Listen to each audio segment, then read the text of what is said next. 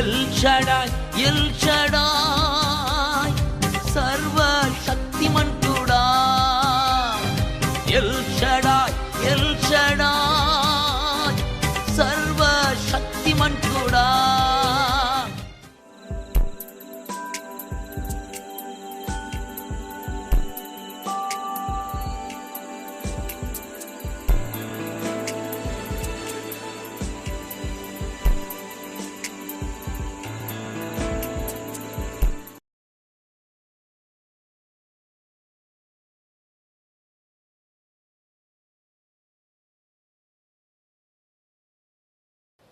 దేవుని స్తోత్రాలు. దేవుని బిడ్డలకు అందరికి కూడా వందనాలు. ఈ సమయంలో మనం దేవుని వాక్యంలోకి వెళ్దాం. 2 కొరింథీయులకు రాసిన పత్రిక 5వ అధ్యాయం 6వ వచనం చదువుకుందాం. వెలిచూపు వలన కాక విశ్వాసము వలనే నడుచుకొనిచున్నాము. ప్రార్థన చేసుకుందాం. పరిశుద్ధుడా, జీవాధిపతి, సర్వశక్తిమంతుడా, ఆశ్చర్యకరుడా, అద్భుతకరుడా, ఈ సమయంలో ప్రభా 3వ ఉపవాస ప్రార్థనలో బహుబలమైనటువంటి నీ కృప మాకు అనుగ్రహించబడను గాక. నీవు మాత్రమే చేయగలిగిన కార్యాలు ప్రభా, ఏ మనుషుడు చేయలేడు నా తండ్రి. నిశ్చయంగా నీ నామ మహిమార్థమై మాకు కావలసిన వర్తమానం మీరే మాట్లాడమని యేసు నామమున వేడుకొని ప్రార్థన చేస్తున్నాం తండ్రి. ఆమేన్ ఆమేన్. వెలుచూపు వలన కాక విశ్వాసము వలనే నడుచుకొనుచున్నాము. చాలా. ఈరోజు వాక్య అంశం ఏంటంటే విశ్వాస జీవితముగా ఉండాలి. విశ్వాస జీవితం ఎలాగ ఉండాలి? విశ్వాస జీవితంగా ఉండాలి. మనం అనేక సార్లు దేవుడు మనలో ఆ విశ్వాసాన్ని పెట్టినప్పటికీ విశ్వాసాన్ని మనం ఏమవుతున్నామంటే కోల్పోతున్నాం. అయితే విశ్వాస జీవితం ఎల్లప్పుడూ కూడా ఎలాగ ఉండాలి? విశ్వాస జీవితంగా ఉండాలి. అది ప్రభు కోరుకోవటం. విశ్వాస జీవితం అంటే ఎలాగ ఉండాలంట? విశ్వాస జీవితంగా ఉండాలి. అదే పౌలు ఇక్కడ మనకు చెబుతున్నాడు. ఏమని చెబుతున్నాడంటే వెలుచూపు వలన కాక విశ్వాసం వలనే నడుచుకొనిచున్నాను. ఎలాగ నడుచుకుంటున్నాడంట పౌలు గారు? విశ్వాసం వలనే నడుచుకుంటున్నాడు. విశ్వాసపు నడక నీకు నాకు ఉందా అని మనం అర్థం చేసుకోవాలి. ఏ నడక కావాలి? విశ్వాస నడక. చాలా మంది విశ్వాస నడకలే చెప్పలేకపోతున్నారు ఆయన చెప్పినట్టుగా ధైర్యంగా. ఎందుకు అనంటే మనకు ఆశీర్వదించితేనే మనలో విశ్వాసం వచ్చేది. మనల్ని ఆశీర్వదించకపోతే ఏముందిలే, ఎన్ని రోజులు పోయినా ఎన్ని సంవత్సరాలు పోయినా ఏముందిలే అని అవిశ్వాసంతో జీవిస్తున్నాం. అయితే ప్రభు ఏమంటున్నాడంటే విశ్వాస జీవితం ఎలాగుండాలంటున్నాడు? విశ్వాస జీవితంగా ఉండాలి అంటున్నాడు. ఆ విశ్వాస జీవితం ఎప్పుడు? కొద్ది రోజుల వరకు కాదు, ఎల్లప్పుడూ కూడా ఉండాలంటున్నాడు. దేవుడి నామానికే మహిమ కలుగును గాక. పౌలు దగ్గర మనం నేర్చుకోవాల్సింది అదే. పౌలు గారు ఎంతగానో దేవుడు నామానికి మహిమకరంగా బ్రతుకుతున్నాడు. మరి ఎలాగున్నానంటే 7వ వచనంలో మనం చూసినట్లయితే కనుక ఈ దేహంలో నివసించినంత కాలము ప్రభువుకు దూరముగా ఉన్నామని ఎరిగి ఉండి ఎల్లప్పుడూ ఎలాగంట? అదే విశ్వాస జీవితం అంటే. ఎల్లప్పుడూ ఏం కలిగి ఉండాలి? ధైర్యం. వెలిచూపుని బట్టి ఇలాగ నా వారట్లా వీరిట్లా అలాంటి ఇలాంటి అన్నీ కూడా యేసు నామములో మన దగ్గర నుండి కొట్టివేయబడను గాక. ఎలాగుండాలంట? యేసయ్య దగ్గర ధైర్యంగా. ఎలాగ ఆయన చెబుతున్నాడు అని అంటే ఈ దేహంలో నివసించినంత కాలం. ఎప్పుడంట? సంవత్సరం భక్తి కాదండి ప్రభు చెప్పేది. ఈ దేహంలో మనం నివసించినంత కాలం, మహిమలో చేరేంత వరకు కూడా, ఈ దేహంలో నివసించినంత కాలం ప్రభువుకు దూరంగా ఉన్నామని ఎరిగి ఉండి ఏం చేయాలి? ఎల్లప్పుడూ ధైర్యంగా ఉండాలి అంటున్నాడు. మనకి ఏది ఉన్నా ఏది లేకపోయినా కూడా ఏం చేయాలి? ధైర్యంగా ప్రభుని గణపరిచేవారిగా ఉండాలి. అది పౌలు గారు నేర్చుకున్నారు. మనం కూడా నేర్చుకోమని చెబుతున్నాడు యేసయ్య. ఎందుకంటే ఆయన మాత్రమే చేయగలడు ఏదైనా కూడా. మన వల్ల ఏది కూడా కాదు. మనం ఊరికి ఏమనుకుంటా ఉంటాం? ఇలాగని మాటలే చెప్పుకుంటాం, కానీ క్రియ జరిగించలేం. అయితే క్రియ జరిగించున్నాడు అపోస్తలుడైన పౌలు. ఇది నీ విశ్వాస జీవితం కూడా మరి ఎలాగుండాలి అంటున్నాడు? ఎలాగుండాలి? క్రియలతో, విశ్వాసంతో కనపడాలని ప్రభు చెబుతున్నాడు. పౌలు అదే చెబుతున్నాడు. ఈ దేహానికి మనం దూరంగా ఉన్నామని, ఈ దేహంలో ఉన్నామని విడిచిపెట్టి ఏమంటున్నాడు? 8వ వచనం చూడండి. ఇట్లు ధైర్యము కలిగి ఈ దేహమును విడిచిపెట్టి ఈ దేహమును విడిచిపెట్టి ప్రభువునొద్ద నివసించుటకు ఇష్టపడుచున్నాము. కావున దేహమందున్నను దేహమును విడిచినను ఆయనకి ఇష్టలమై ఉండవలనని మిగులు అపేక్షించుచున్నాము. అదండి విశ్వాస నడక అంటే. ఎలాగుండాలంట? దేహములో ఉన్నను దేహము విడిచినా కూడా ఎలాగుండాలి? ఆయనకు మనం ప్రభువుకి ఇష్టలుగా ఉండటం నేర్చుకోవాలి. అదే విశ్వాస నడక అంటున్నాడు యేసయ్య. ఈ విశ్వాస నడక మనందరం కూడా కలిగి ఉందముగాక. ఎందుకంటే మనలో మరి ధైర్యం లేనటువంటి పరిస్థితుల్లో కూడా ధైర్యం కలిగి ఉండాలి. అప్పుడు నువ్వు మంచిగా మరి విశ్వాస జీవితంలో జీవిస్తున్నావని మనకు అర్థమవుతుంది. మరి అయినా సరే సమస్యలు రాగానే కురింగిపోతున్నాం, సమస్య రాగానే బహుగా బాధపడుతున్నాం. మన పితరులకు సమస్యలు వచ్చినాయా రాలేదా? అందరికీ వచ్చినాయండి. సమస్యలు వస్తేనే నువ్వు ఎలాగుండగలవు అమ్మా చెప్పాలా? విశ్వాస పరిధి పెరిగేది ఎప్పుడు అని అంటే సమస్యలు వచ్చినప్పుడే. సమస్యలు రానప్పుడు నువ్వు ఎలాగుంటావు? నిన్న కూడా మనం చెప్పుకున్నాం, గొంగళి పురుగు అయిపోయి ఉంటాం.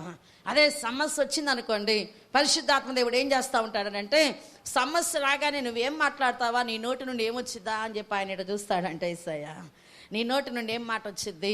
మన పితరుల నోటి నుండి ఏమొచ్చినాయి? ఇప్పుడు ఈ నోటి నుండి ఎలాగో దేహంలో ఉన్నంత కాలం కూడా నేను ఎల్లప్పుడూ ధైర్యంగా ఉంటానంటున్నాడు ఈయన పౌలు గారు. అలాగనే ఆయనకి ఎన్ని బలహీనతలు ఉన్నాయి?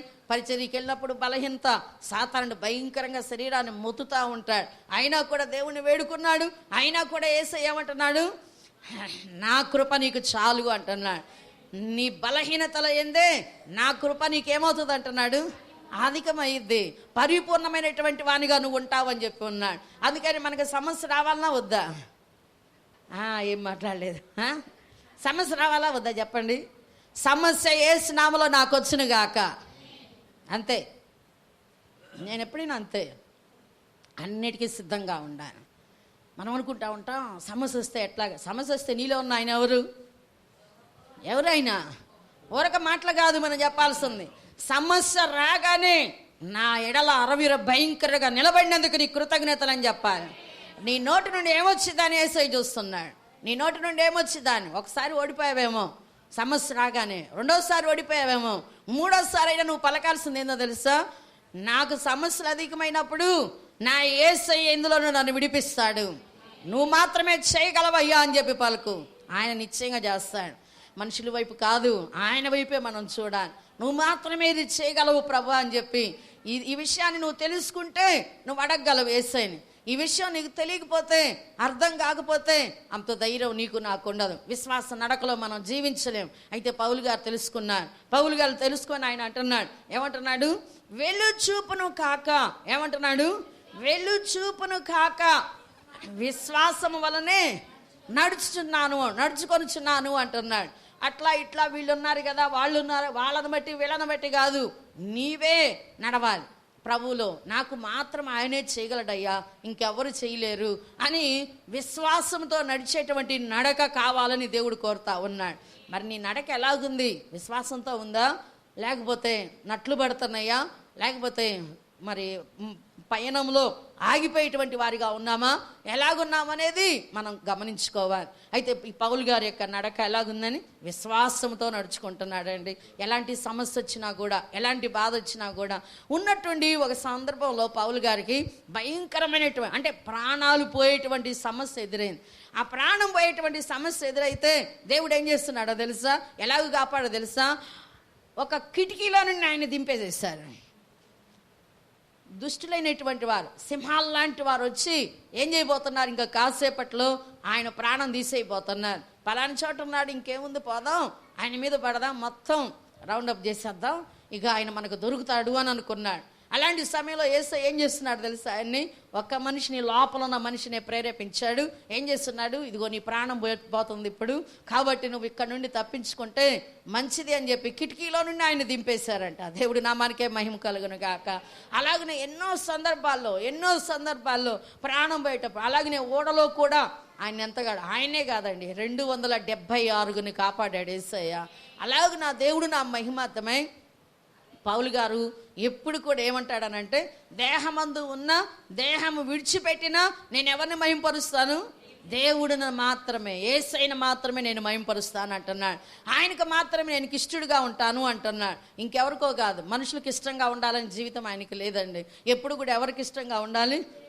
నన్ను సృష్టించినటువంటి నా దేవునికి, నాకు రక్షణ ఇచ్చినటువంటి నా దేవునికి, నన్ను కాపాడుతున్నటువంటి నా దేవునికి నేను ఎలాగ ఉండాలనుకుంటున్నాడు? ఇష్టడుగా ఉండాలి. అదండి విశ్వాసం నడకంటే. మరి మనది ఎలాగుందనేది గమనించుకోవాలి. అయితే ఇంకొక విషయాన్ని మనం ప్రభు దగ్గర నేర్చుకుందాం. ఏంటిది అని అంటే, దేవుడు నా మహిమార్థమై మనమందరం కూడా గలతీలకు రాసిన పత్రిక 2వ అధ్యాయం 20వ వచనంలో పౌలు గారు చెబుతారు. ఒకసారి గలతీ 2వ అధ్యాయం 20వ వచనం.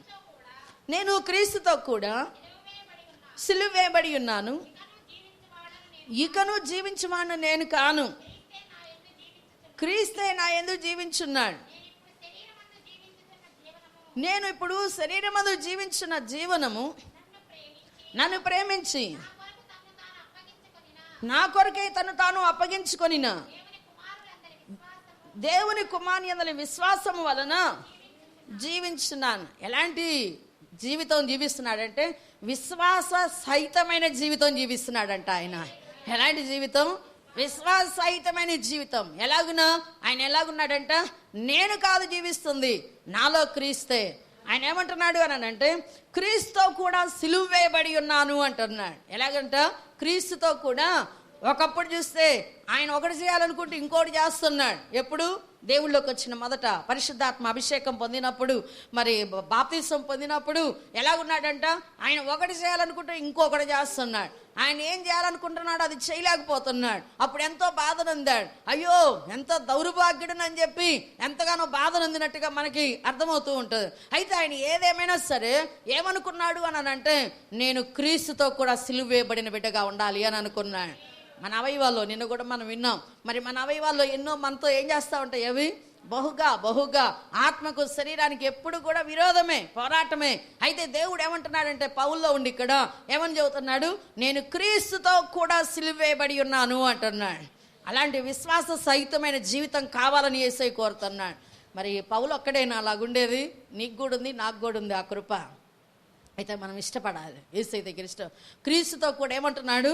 సిలువ వేయబడి ఉన్నాను, జీవించువాడను నేను కాదు, నాలో క్రీస్తే నా యందు జీవిస్తున్నాడు. నేను ఇప్పుడు శరీరమందు జీవించున్న జీవనము నన్ను ప్రేమించి నా కొరకు తను తాను అప్పగించుకొనిన దేవుని కుమారుని యందలి విశ్వాసం వల్ల జీవిస్తున్నాను అని. ఆయన హృదయంలో పడింది ఏంటంటే, నా కొరకై ప్రాణం పెట్టినటువంటి, నన్ను ప్రేమించినటువంటి నా దేవుని మాత్రమే నేను ప్రేమించాలి, ఇంకెవరిని కాదు నేను ప్రేమించేది. నీవు కూడా అలాగ ప్రేమించావా? దేవుడు నిన్ను కూడా జ్ఞాపకం చేసుకుంటాడు. నీ అవయవాల్లో ఏదైనా సరే సిలువ వేయబడకోకుండా ఉందా? ఆయనే నిన్ను జ్ఞాపకం చేసుకుని, నువ్వు ఆయనను ప్రేమించే కొలది ఏం జరుగుతూ ఉంటుందంట? ఆయన నిన్ను ప్రేమించాడు, నన్ను ప్రేమించాడు, మన కొరకే సిలువ వేయబడ్డాడు. అది వాస్తవమే, ముమ్మాటికి వాస్తవమే. కానీ నువ్వేం చేయాలి? ఆయనను ప్రేమించడం నేర్చుకోవాలి. ఆయనను మనం ప్రేమించే కొలది మన అవయవాల్లో ఉన్నటువంటి పోరాటం ఉందే, ఆత్మకి శరీరానికి పోరాటం, అది ఒక్కొక్కటి యేసయ్య నామములో సిలువ వేయబడతా ఉంటుంది అన్నమాట.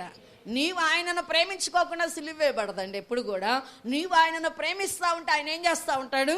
అయ్యా నువ్వు ఇదిగో నా కోసమే ఈ విధంగా అయ్యావు, ఈ విధంగా నేను జ్ఞాపకం చేసుకుంటా ఉంటే ఆయన సిలువ మరణాన్ని ఆయన ఖచ్చితంగా నీ అవయవాల్లో పోరాడుతున్నటువంటి వాటి మీద విజయం నీకు దేవుడు అనుగ్రహిస్తాడు. అందుకని ఆ మాట ఆయన్ని కూడా బాధ పెట్టిని, ఆయన్ని కూడా ఇబ్బంది పెట్టిని, అయినా కూడా వాటిని ఏం చేశాడంటే ఆయన క్రీస్తులో సిలువ వేయబడటం జరిగింది. మరి నీవు కూడా నేను కూడా అట్టి అనుభవానికి రావాలని దేవుడు కోరుతున్నాడు. దీన్ని ఏమంటారు అంటే విశ్వాస సహితమైన జీవితం అంటారు. ఎలాంటి జీవితం అంట ఇది? విశ్వాసహితమైన జీవితం. ఇది మామూలుగా కాదు. సిలువేయబడటం అంటే మరి క్రీస్తుతో కూడా నేను సిలువేయబడాలి అంటే ఇది ఎలాంటిది అనేది మనం అందరం కూడా గమనించాలి. అయితే ఇలాంటి జీవితం జీవించినటువంటి పౌలుకి అనేకమైనవి ఎదురైతే వాటిని ఎదిరించి దేవుడు నామంలో ఏం చేస్తున్నాడంటే, పరలోకంలో ఏ మనుష్యుడు కూడా వినలేనటువంటి సంగతులు దేవుడు ఆయనకు బోధించాడంట. దేవుడి నామానికే మహిమ కలుగునుగా. ఎలాంటి విషయాలు బోధించాడు? ఏ మనుష్యుడు కూడా వినకూడనటువంటి విషయాలు, ఏ మనుషుడు కూడా వినకూడని విషయాలు దేవుడు ఆయనకి తెలియజేశాడు. అవన్నీ మరి ఎంతగానంటే అది దేవుడికే తెలుస్తూ ఉంటుంది అన్నమాట విషయాలు. ఆ అనుభవించే వ్యక్తికి అర్థమవుతూ ఉంటుంది. అలాగే మన జీవితాల్లో కూడా విశ్వాసహితమైనటువంటి విశ్వాస జీవితం ఉంటే ఖచ్చితంగా దేవుడు నిన్నేం చేస్తాడంటే మహిమ లోతుల్లోకి దేవుడు తీసుకొని వెళ్తాడు. మహిమ నుండి ఎక్కడికి తీసుకెళ్తాడంట? అధిక మహిమకు దేవుడు తీసుకొని వెళ్తాడు. ఎప్పుడు కూడా నిన్ను వదిలిపెట్టాలని ఆయనకి ఇష్టం ఉండదు. ఎప్పుడు కూడా నిన్ను ఎక్కడ పెట్టాలనుకుంటాడు? ఆయన ఉన్నత స్థితిలో పెట్టాలి అని అనుకుంటాడు. అందుకనే ఈయన ఈ విధంగా ఆయన నడిచి మనందరికి కూడా ఏం చేస్తున్నాడంటే నడవమని మార్గం చూపిస్తున్నాడండి. ఏం చూపిస్తున్నాడు? ఆయన మార్గాన్ని చూపిస్తున్నాడు. విశ్వాసహితమైనటువంటి జీవితం నీకు కావాలంటున్నాడు యేసయ్య. నాకొక్కడికే కాదు, నీకు కూడా కావాల్సిందే అంటున్నాడు. అలాంటి జీవితం జీవించాలని మనం అందరం కూడా కోరుకుందాం. నువ్వు కోరుకునే దాన్ని బట్టి దేవుడు ఏమంటాడు తెలుసా? నువ్వు కోరుకున్నది నీకు జరుగునుగాక అంటాడు. ఏమంటాడు? అది స్వస్థత కానీ, అది ఆరోగ్యం కానీ, లేక అది ఆత్మీయత కానీ, అది ఏది ఐశ్వర్యం కానీ, ఏదైనా సరే నువ్వు కోరుకున్నది నీకు జరుగును గాక అంటాడు. మనం చూస్తూ ఉంటాం ఆ స్త్రీ ఎంతగానో ఆ కుమార్తె విషయంలో ఎంతో బాధనందుతూ ఉంది. కనాను స్త్రీ బాధనందుతున్నప్పుడు ఆమె యొక్క ఉద్దేశాలన్నీ ఎరిగి ఉన్నాడు, ఆమె యొక్క పరిస్థితిని అంతా ఎరిగి ఉన్నాడు. ఆమె పరిస్థితి ఎంతవరకు ఉంటుందో అని గమనించాడు, అన్నీ చూశాడు, ఆమె విశ్వాసాన్ని చూశాడు. ఆయన ఏం చేస్తున్నాడంటే ఈమెలో చాలా విశ్వాసం ఉంది అని చెప్పి గమనించి ఆయన ఏం చేస్తున్నాడు అంటే నువ్వు కోరుకున్నది నీకు జరుగును గాక అన్నాడు. అలాగే ఇక్కడ ఉన్నటువంటి వారి విషయంలో కూడా మీరు ఎంతగా యేసయ్య మీద విశ్వాసం కలిగి ఉన్నారో, ఈ 3వ ఉపవాస ప్రార్థనలో నా జీవితంలో కార్యం జరిగిస్తున్నాడని నువ్వు మాత్రమే చేయగలవయ్యా అని చెప్పి ఎవరైతే ఉన్నారో వారి జీవితాల్లో అద్భుతం జరుగును గాక, నిశ్చయముగా జరుగును గాక. ఎందుకంటే మన దేవుడు అంతఃశక్తిమంతుడై ఉన్నాడు. పరిశుద్ధాత్మ జ్వాలతో ఇక్కడ మన మధ్య ఏం చేస్తూ ఉన్నాడు? ఆయన సంచరిస్తూ ఉన్నాడు. నమ్మిన వారు దేవుని మహిమను చూచెదరుగాక. కాబట్టి మన జీవితాల్లో మనం నేర్చుకోవాల్సింది విశ్వాస సహితమైనటువంటి మరి జీవితం కావాలి మన అందరికీ. పౌలు అది నేర్చుకున్నాడు. అందుకని ఆయనకి ఏదొచ్చినా కూడా దేన్ని కూడా లక్ష్య పెట్టాడండి.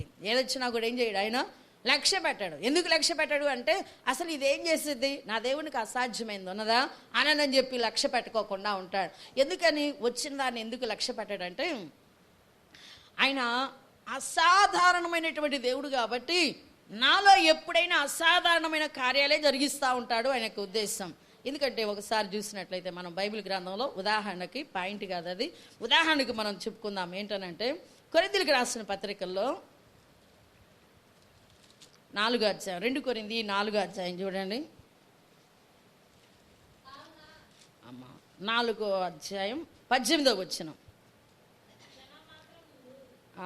17. మేము దృశ్యమైన వాటిని చూడక అదృశ్యమైన వాటినే నిదానించి చూస్తున్నాం కనుక ఆయన ఎలాంటి ఆలోచన చేసుకుంటున్నాడు? ఎలాంటి మీద వాటి మీద ఆలోచన కలుగుతున్నాడు? నీకు కనపడుతున్న దాన్ని బట్టి నువ్వేమి ఆలోచన పెట్టుకోబాక. ఇదే ఉంది, ఇది కాదు. దేని విషయంలో? అదృశ్యమైన వాటిని బట్టి ఆయన ఏం చేస్తున్నాడంట? అదృశ్యమైన వాటిని నిదానించి చూస్తున్నాడు. అలాంటి అనుభవం మనకు అందరికి వచ్చును గాక. అదే విశ్వాస సహితమైన జీవితం అని మనం తెలుసుకోవాలి. ఏటిని ఆయన గమనిస్తున్నాడు, వేటిని ఆయన చూస్తాడు? అదృశ్యమైన వాటిని. పొద్దుగూకులు మనం ఏం చేస్తున్నాం? అబ్బా ఈ దెబ్బ తగిలింది, అబ్బా ఈ కాలు నొప్పి వచ్చింది, అబ్బా ఈ కడుపు నొప్పి వచ్చింది, అబ్బా ఇదిగో నాకు ఆశీర్వాదం లేకోకుండా ఉంది. ఇది దీని గురించే, అంటే దృశ్యమైన వాటిని గురించే మనం ఆలోచిస్తున్నాం. కానీ దేని గురించి ఆలోచించాలంటున్నాడు? అదృశ్యమైన వాటిని నేనేం చేస్తానంటున్నాడు? నిర్ణయించి చూస్తాను అంటున్నాడు. అందుకనే దేవుడు ఏ మనుషుడు వెళ్ళలేనటువంటి విషయాలను ఆయనకు బయలుపరిచాడు యేసయ్య. అలాంటి విశ్వాస సహితమైన జీవితం నీకు నాకు కలుగును గాక. మరి ఆ స్థితికి మనం రావాలని దేవుడు కోరుతున్నాడు. ఎప్పుడు కూడా ఉన్న స్థాయిలోనే మనం ఉండకూడదు. ఎక్కడికి వెళ్ళిపోవాలో మరి దినములు ఆత్మీయ జీవితంలో మరి నీకు గడిచే కొలది నీవు నేనేమవ్వాలా? మన పరిధి పెరుగుతూ ఉండాలని దేవుడు కోరుతూ ఉన్నాడు. అయితే ఇంకొక విషయాన్ని మనం తెలుసుకుందాం. ఏంటిదేనంటే దేవుడు నా మహిమార్థమై విశ్వాస సహితమైనటువంటి మరి ప్రార్థన కావాలి అంటున్నాడు యేసయ్య. విశ్వాస సహితమైన ప్రార్థన కావాలి. మనమందరం ఎన్నోసార్లు ఇది గమనిస్తూనే ఉంటాం, చూస్తూనే ఉంటాం, చదువుతూనే ఉంటాం. అయితే చూసినట్లయితే యాకోబు రాసిన పత్రిక 5వ అధ్యాయం 15వ వచనం చూడండి. విశ్వాస సహితమైన ప్రార్థన రోగిని స్వస్థపరచును, ప్రభు అతన్ని లేపును. అతడు పాపము చేసిన వాడైతే పాప క్షమాపణ నందును, ఏదైనా సరే పాపం చేసినా దేవుడు ఏం చేస్తున్నాడు? విశ్వాససహితమైన ప్రార్థనకి క్షమాపణ పొందుతున్నాడు. అలాగనే ఏదైనా కార్యం జరగాలని విశ్వాససహితంగా ప్రార్థన చేస్తున్నావా? ఆ విశ్వాససహితమైన ప్రార్థనకి దేవుడు ఏం చేస్తాడంట? కార్యం ఖచ్చితంగా జరిగిస్తాడు. ఎలాగనంటే ఇక్కడ మనం చూస్తున్నాం, ఏలియా ఎలాంటి వాడంట? మన వంటి స్వభావం. ఏమన్నా ఏలియా ఇంకేమన్నా ఉందా? లేదండి. వాళ్ళు అలాగ నడవటానికి కారణం ఏంటంటే వారు విశ్వాససహితమైన ప్రార్థనేనండి. మన ప్రార్థన కూడా అలాగ ఉండును గాక. మన ప్రార్థన కూడా ఎలాగ ఉండాలి? విశ్వాస సహితంగా ఉండాలి. అలాగునా? ఎందుకనంటే ఏలియా ప్రార్థన చేస్తా ఉన్నాడు, దేవుడు నా మహిమార్థమే. ఇది మనందరికీ తెలిసిన విషయమే. ఏమన్నానంటే యేసయ్య ఏమని చెప్పాడంటే, వర్షం కురిపించబోతున్నాను నేను ఏలియా అని దేవుడు ఆయనతో చెప్పాడు. ప్రార్థన చేయమన్నాడు, వర్షం కురిపించుద్దని ముందుగానే చెప్పేశాడు ఆ మాట. ఈయన కూడా ప్రకటించాడు వర్షం పడిద్ది అని. రాజుగారికి కూడా హెచ్చరిక చేసేసాడు. మరి నువ్వు తొందరగా వెళ్తే ఏం జరిగిద్ది? నువ్వు తడిసిపోకుండా ఉండడానికి తొందరగా వెళ్ళిపోయి ఇంటికనని చెబుతాడు. చెప్పాడు. ఇంకా వర్షం రాలేదు. ఇంకా ఈయనేం చేస్తా ఉన్నాడంట? ప్రార్థన చేస్తా ఉన్నాడు. ఎన్నిసార్లు అక్కడ ప్రార్థన చేసినట్టుగా మనం చూస్తాం? 7 సార్లు దేవుడి దగ్గర ప్రార్థన చేస్తూ ఉన్నాడు. ప్రార్థన చేస్తూ ఉంటే మరి కొంత సమయం అయిన తర్వాత దేవుడు నా మహిమార్థమై దేవుడు ఏం చేస్తున్నాడంట? ఎంత మేఘం తీసుకొచ్చాడంట? అరచేతంత మేఘం. అంటే అక్కడ దేవుడు గుర్తుల బలాన్ని దేవుడు తీసుకొస్తున్నాడు. ఆ గుర్తుల బలాన్ని నీకు కూడా నాకు కూడా చూపించేటువంటి దేవుడు ఆయన. ఏ బలం చూడాలి మనం? గుర్తుల బలం. ఈ బాహ్యమైన దృశ్యమైన ఇవి కాదు మనం చూసేది. గుర్తుల బలం దేవుడు నీకు చూపిస్తాడు. నీకేం చేస్తూ ఉంటాడంటే, నువ్వు నీ సమస్య కొరకు ప్రార్థన చేస్తూ ఉన్నప్పుడు దేవుడు నా మహిమార్థమై ఆయన ఒక విషయాన్ని నీకు, ఒక దర్శనాన్ని దేవుడు చూపిస్తూ ఉంటాడు. లేదా ఒక కళ దేవుడు చూపిస్తాడు. ఒక మాటను రిలీజ్ చేస్తాడు. ఆ మాటను పట్టుకొని ఉండమని, ఆ కళను పట్టుకొని ఉండమని దేవుడు రిలీజ్ చేస్తాడు. మనం ఏం చేస్తాం? దాన్ని మర్చిపోతాం పూర్తిగా. ఆ మాటని మర్చిపోతాం, కళని మర్చిపోతాం. దేవుడు ఒక మాట చెబుతాడండి, ఇదిగో నువ్వు ఇలా కూర్చొని లేవలేనటువంటి వాళ్ళ సంగతి నేను చెబుతున్నా. అంటే కూర్చోలేని వాళ్ళని గురించి నేను చెబుతున్నా. ఇదిగో నువ్వు ఇలా కూర్చొని నీ కాలిట ముందుకని నువ్వు లే పైకి అని అంటాడు యేసయ్య. అన్నప్పుడు వాళ్ళు అదే విధంగా లేచారా? దేవుడు దయతో వారు లేచి నడుస్తారు. దేవుడు నామానికే మహిమ కలుగు. అంటే ఆయన గుర్తుల బలం చూపిస్తూ ఉంటాడు మనకి. అలాగనే ఇంకా విషయాలు కూడా, నువ్వు అసలు నడవలేనటువంటి వ్యక్తి, నీ కాలు నీ చెయ్యి నీకు పని చేయకోకుండా ఉండొచ్చు. అంటే ఇక్కడ ఉన్న వారికి ఎవరికి లేదు, దేవుడి దయతోటి. నా తల్లికే ఉంది, నేను చెప్తున్నాను ఆ విషయం. ఈ కాలు ఈ చెయ్యి పని చేయదు. అయితే దేవుడు ఏమంటున్నాడు తెలుసా? నువ్వు మంచిగా నడిచేటట్టుగా నేను చేస్తాను అంటున్నాడు. కాలు చెయ్యి కూడా పెరాలసిస్ వచ్చింది కూడా ఎలాగొచ్చిందంట? మామూలు కాలు చెయ్యిలాగొచ్చిందంట. దేవుడు ఆ కార్యం జరిగించినందుకు కృతజ్ఞతలు. ఖచ్చితంగా దేవుడు ఏం చేయబోతున్నాడు? మనం చూడబోతున్నాం. అది ఏం చేయబోతున్నాడు యేసయ్య? కుడికాల్లాగా ఎడం చెయ్యి ఎడంకాలు దేవుడు వేస్తే రమ్మగా తీసుకురాబోతున్నాడు. నమ్మితే మనం దేవుడి మహిమను చూస్తాం. ఖచ్చితంగా దేవుడు జరిగిస్తాడు. ఎందుకు అనంటే ఆయన మనకి గుర్తుల బలాన్ని ఆయన ఏం చేస్తూ ఉంటాడు? మనకి చూపిస్తూ ఉంటాడు. చూపించినప్పుడు మనం ఏం చేయాలంటే నమ్మాలి. నమ్మితే ఖచ్చితంగా దేవుడు మన జీవితంలో జరిగిస్తాడు. నమ్మకోకుండా ఇదేం జరిగిద్దాలే, ఈ వయసుకి నాకు తగిందేనా, లేకపోతే ఇదిగో ఈ విషయాల్లో నాలో ఎట్లాగుంటుంది అని నువ్వు ఆయనకు చెప్పేటట్టుగా ఉండకూడదు. ఆయన మాటను నమ్మి విశ్వాససహితమైన ప్రార్థన చేయి. దేవుడు నేను జ్ఞాపకం చేసుకుంటాడు. ఒకవేళ ఇంకా అంత విశ్వాసం రాలేదా? విశ్వాససహితమైన ప్రార్థన చేయడానికి, ప్రభు నాకు ఇంకా విశ్వాసం రాలేదు, నాకు ఆ విశ్వాసం కలిగినట్టుగా నాకు జ్ఞాపకం చేసుకో అని అడుగు. మళ్ళీ ఆయనే పెడతాడనమాట. అది కూడా ఏం పెడతాడు? విశ్వాససహితం. అలాగనే ఏలియా దేవుడు చెప్పిన మాట విని ప్రార్థన చేస్తా ఉన్నా. చేయగానే దేవుడు ఏం చేశాడంట? అరచెయ్యి అంతా మేఘాన్ని దేవుడు తీసుకురాగానే ఇక ఆయన గుర్తుల బలం వచ్చేసరికి ఇంకేమైందంట? దేవుడు నా మహిమార్థమై ఇంక ప్రార్థన చేయగానే కుండపోత వర్షం వచ్చిందంటండి. దేవుడు నామానికి మహిమ కలుగును గాక. 3.5 సంవత్సరం నుండి లేనటువంటి వర్షం ఏమైందంట? కొండపోత వర్షం కురుస్తుందంట. అలాగనే మన జీవితాల్లో కూడా విశ్వాససహితమైన ప్రార్థన కలుగును గాక. ఆ ప్రార్థన ఏం చేసిద్దంటే నీ జీవితాన్నే మార్చిద్ది. మన జీవితాల్లో ఏ కార్యాలు మనం పొందలేకపోతున్నామో ఆ కార్యాలన్నీ కూడా ఖచ్చితంగా జరుగుతాయి. ఇదిగో నీ బిడ్డ పలానప్పుడు ఇట్లాగ వస్తాడు అని దేవుడు ఏదైనా చూపించాడు అనుకోండి, దాన్ని పట్టుకొని ప్రార్థన చేసేవారిగా ఉండాలి. ఒక సహోదరి మరి పులికొండ వాళ్ళ అబ్బాయి పోయాడు. బాగా యవ్వన కాలంలో ఉన్నట్టు 17 సంవత్సరాలు ఉంటాయి అబ్బాయికి. వెళ్ళిపోయాడు. బిడ్డ రాలేదు ఇంటికి. పోయి చాలా రోజులు అయిపోయింది, రాలేదు ఇంటికి. ఒకరోజున వాళ్ళు ఫోన్ చేశారు, ఇట్లాగ రాలేదమ్మా మా అబ్బాయి గురించి ప్రార్థన చేయండి అని చెప్పి ఫోన్ చేశారు. ఫోన్ చేసినప్పుడు దేవుడు అద్భుతంగా, నాకు ఆ పిల్లోడు ఎక్కడున్నాడో నాకు తెలియదు, ఆ పిల్లోడిని కూడా నేను ఎప్పుడూ చూడలేదు. కానీ దేవుడు ఏం చేస్తున్నాడంటే 17 సంవత్సరాల వయసు కలిగిన పిల్లోడు వస్తున్నట్టుగా వాళ్ళ ఊరికి నాకు చూపించాడు. నేను ఆ మాట చెప్పేసా, అమ్మ నీ బిడ్డ వస్తాడు ఖచ్చితంగా. మళ్ళీ తర్వాత ఇంకొక రోజు అంటే ఒక 2-3 రోజులు గడిచి ఉంటుంది, మళ్ళా రాలేదమ్మా అని చెప్పి ఫోన్ చేశాను. నువ్వు వస్తాడు అనే మాట నువ్వు నమ్మాలి. నేనేమన్నా దేవుడినా రప్పించడానికి, ఆయన తీసుకొచ్చేది. అయితే నువ్వు ఆ మాట నమ్మాలి. నమ్మినప్పుడు నువ్వు దేవుడి మహిమను చూస్తావని మళ్ళీ నేను ఫోన్లో అదే చెప్పాను. తర్వాత దేవుడి దయతోటి ఆ కుమారుడు వచ్చాడు. ఆమె వచ్చి మన దగ్గరికి రాలేదు కానీ మళ్ళీ ఫోన్లోనే, అంటే ప్రార్థన విలువ కూడా వాళ్ళకి తెలియదు అనమాట. అయితే దేవుడు ఏంది, ఆయన మహిమ కొరకు దేవుడు ఆ కార్యం చేసుకున్నాడు. మనిషిలో గొప్పతనం కాదు కానీ ఆయన మహిమ కొరకు ఆ కార్యం చేసుకున్నాడు. అప్పుడు చెప్పినప్పుడు అమ్మ చెప్పినట్టుగానే వచ్చాడమ్మా, నేను కాదమ్మా చెప్పింది, దేవుడే చెప్పాడు. అది మహిమ దేవుడికే వచ్చింది. అయితే నువ్వేం చేయాలా, ప్రార్థన చేసుకోండి అని చెప్తాను. ప్రార్థన చేసుకునే పరిస్థితులు వాళ్ళకు ఉండవు. ఎందుకనంటే వాళ్ళ హృదయం అట్లా మూయబడి ఉంది. కాబట్టి మన జీవితాల్లో మన హృదయం మూయబడి ఉండకూడదు. ఎలాంటి ప్రార్థన మన జీవితాల్లో కావాలంటే విశ్వాససహితమైన ప్రార్థన. నీ జీవితంలో ఎన్ని మేలులు చేసి ఉన్నాడో ఇంకా కూడా మూయబడి ఒకవేళ హృదయం ఉందా, ఈ దినాన తెరవబడును గాక. ఎలాగుండాలా, విశ్వాససహితమైన ప్రార్థన చేయటానికి ఎలాగుండాలా, మన హృదయం తెరవబడాలి.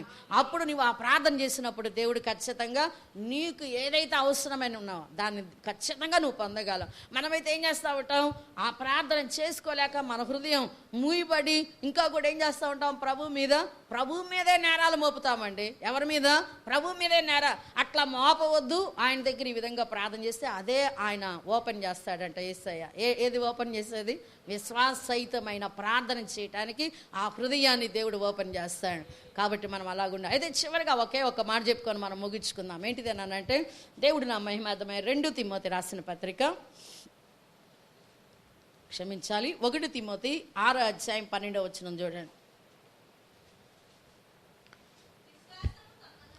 విశ్వాస సంబంధమైన మంచి పోరాటం పోరాడితిని, నిత్య జీవము చేపట్టము, దాన్ని పొందుటకు నీవు పిలువబడి అనేక సాక్షుల ఎదుట మంచి ఒప్పుకుంటువి. ఎలాంటి పోరాటం కావాలా దేవుని బిడ్డలకి? అమ్మా మంచి విశ్వాస సంబంధమైన మంచి పోరాటం పోరాడాలి. చాలామంది ఈ పోరాటం పోరాడలేరు. పోరాటం అంటే ఏమనుకుంటా ఉంటారు, ప్రార్థన చేయటమే అనుకుంటారు. పోరాటం వేరు, ప్రార్థన చేయటం వేరు. ప్రార్థన చేయటం ఏంటంటే మన పెదవులతోటి ప్రభా ఈ విషయంలో ఇట్లా చేయి అట్లా చేయి అంట. పోరాటం అంటే ఏంటిది అని అంటే, ఖచ్చితంగా ఒక ఖడ్గం ఉందనుకోండి మన చేతిలో. ఖడ్గం ఉంటే ఒక చెట్టుని వేసేసామనుకోండి, అదేమైంది, ఖచ్చితంగా పడిపోయింది. అలాగున నీ ప్రార్థన ఉంటుంది అన్నమాట. అడగటం కాదు, ఏం చేయాలి, ఖడ్గంతో వేసేయాలి. నీ దగ్గర ఏముంది, ప్రార్థనా ఖడ్గం ఉంది. ఏ ఖడ్గం ఉంది నీ దగ్గర? ప్రార్థనా ఖడ్గం. అందుకని ఆయన చెబుతున్నాడు ఎలాగుండాలి అంటే, విశ్వాస సంబంధమైన మంచి పోరాటం పోరాడేవానిగా ఉండాలి. ఈ నిత్య జీవాన్ని చేపట్టేవారిగా ఉండాలి. దాన్ని పొందటానికి నువ్వు పిలువబడ్డావు. ఎవరు? తిమోతి ఒక్కడేనా? పౌలు ఒక్కడేనా? కాదు, అందరం కూడా పిలువబడ్డాం. మనం అందరం కూడా పిలువబడ్డాం. దేనికోసం పిలువబడ్డాం అమ్మా? విశ్వాస సంబంధమైనటువంటి మంచి పోరాటానికి. పోరాడేటప్పుడు ఏం కావాలి? దానికి సంబంధితమైనటువంటి విశ్వాసం కావాలి. అదనమాట అక్కడ చెప్పటం. విశ్వాస సంబంధమైన మంచి పోరాటం వచ్చింది. అబ్బా ఈ పోరాటం ఇదేంది అని నెరసిలిపోయేవానిగా ఉండకూడదు. పోరాటం వచ్చినప్పుడు దాన్ని ఏం చేసేవానికి ఉండాలంటే, దీనిలో విజయం నాదే అని సంతోషంగా సిద్ధపడు. దేవుడు ఏం చేస్తాడంట, దాని మీద ఆయన యుద్ధం చేసి నీకు విజయం ఇస్తాడంట. యేసయ్య యుద్ధం చేసేది ఎవరు? ఆయన యుద్ధం చేసి నీకేమిస్తున్నాడు? విజయం. ఎందుకని? విశ్వాస సంబంధమైన మంచి పోరాటానికి నువ్వు సిద్ధపడ్డావు కాబట్టి ఆయన యుద్ధం చేసి నీకేం చేస్తాడు? విజయాన్ని ఇచ్చాడు. ఇలాగున నిత్య జీవం పొందేటువంటి వారి యొక్క లక్షణాలన్నీ ఇలాగుంటాయి. అందుకనే ఇలాంటి వారిగా ఉండాలని ప్రభు ఎంతగానో కోరాడుతున్నాడు. అందుకనే ఈ యొక్క ఉపవాస ప్రార్థనలో దేవుడు అనేక కార్యాలు ఈ దినాన్ని చేస్తూ ఉన్నాడు. ఏం చేశాడు నాకు అని అనుకోమాక. ఎవరికైతే ఆ కార్యం జరిగిందో వాళ్ళ హృదయం ఎలాగుంటుందంటే హన్నా హృదయం ఎలాగ సంతోషంగా ఉందో అలాగన సంతోషంగా ఉంది. అదే గుర్తుల బలం. ఆ విధంగా మనం ఉంటూ ముందుకు సాగిపోదాం. దేవుడి మాటలు దీవించును గాక. ప్రార్థన చేసుకుందాం. దేవుడి నా మహిమార్థమై స్తోత్రం స్తోత్రం స్తోత్రాలు. హల్లెలూయా హల్లెలూయా. పరిశుద్ధుడా, జీవాధిపతి, అగ్ని జ్వాలతో మండుతున్న యేసయ్యా నీకు వందనాలు. ఈ సమయంలో ప్రభువా మీరు మాట్లాడిన మాటలను బట్టి నేను స్తుతిస్తున్నాం. అయ్యా నువ్వు మాతో చెప్పినావు. ఆ విధంగా నడవగల కృప జ్ఞానం మాకు అనుగ్రహించబడును గాక. ప్రతి ఆటంకం యేసు నామములో వెళ్ళిపోవును గాక. ఈ సమయంలో పరిశుద్ధాత్మదేవా నీకు వందనాలు. ఏ బిడ్డలైతే ప్రభువా నీకు వందనాలు స్తోత్రాలు నా తండ్రి అజ్ఞానంగా ఉంటున్నారో వాళ్ళ హృదయం యేసు నామములో తెరవబడును గాక. ఏ బిడ్డలైతే జ్ఞానముతో ఉంటున్నారో వారు ఇంకా కూడా నా తండ్రి మహిమ లోతుల్లోకి వెళ్ళుదురు గాక. మహిమ నుండి అధిక మహిమకు వెళ్ళుదురుగాక. బలమైనటువంటి నీ కార్యాలు రుచి చూసేవారిగా ఉందరుగాక. నీ ఘనమైన నామాన్ని ఎప్పుడు ఎల్లప్పుడూ మహిమపరిచేవారిగా ఉందరుగాక. యేసు నామమును వేడుకొని ప్రార్థన చేస్తున్నాం తండ్రి. ఆమేన్ ఆమేన్ ఆమేన్. అందరికీ వందనాలు.